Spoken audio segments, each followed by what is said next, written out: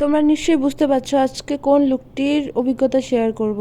Location ছিল বাবার বাড়ি থেকে কাছেই, তাই বাবুকে নিয়ে চলে গেলাম। তোমরা একটু বলো এটা কোন রেল গেট?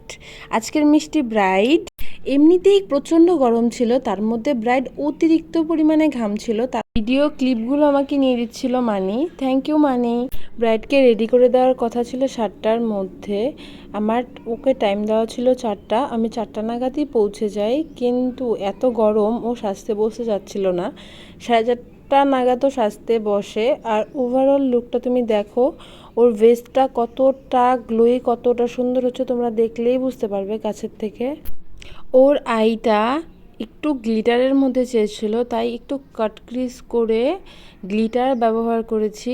আমি অনেকটা কাছের থেকে তোমাদের বেস মেকআপটা দেখাচ্ছি। বেসটা রেডি হওয়ার পরে এতটা গরম ও এতটা ঘাম ছিল, ওর আপার লিপে ঘাম জমে জমে আছে। তোমরা যারা বিগিনার মেকআপ আর্টিস্ট, তোমাদের সঙ্গে এই প্রবলেমটা হবে, আমার সঙ্গেও হয়েছে।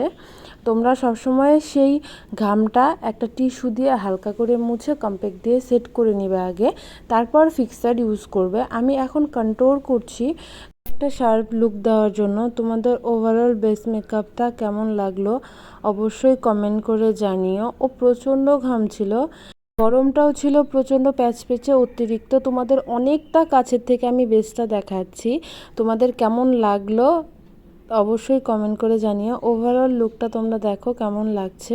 ভিডিওতে তোমাদের বেস মেকআপটাই দেখাচ্ছি। শাড়ি ঠিক করার পরে ফাইনাল টাচআপের পরে তো আমি লাইভে এসেছিলাম, যার জন্য পরের ক্লিপগুলো আর নেওয়া হয়নি।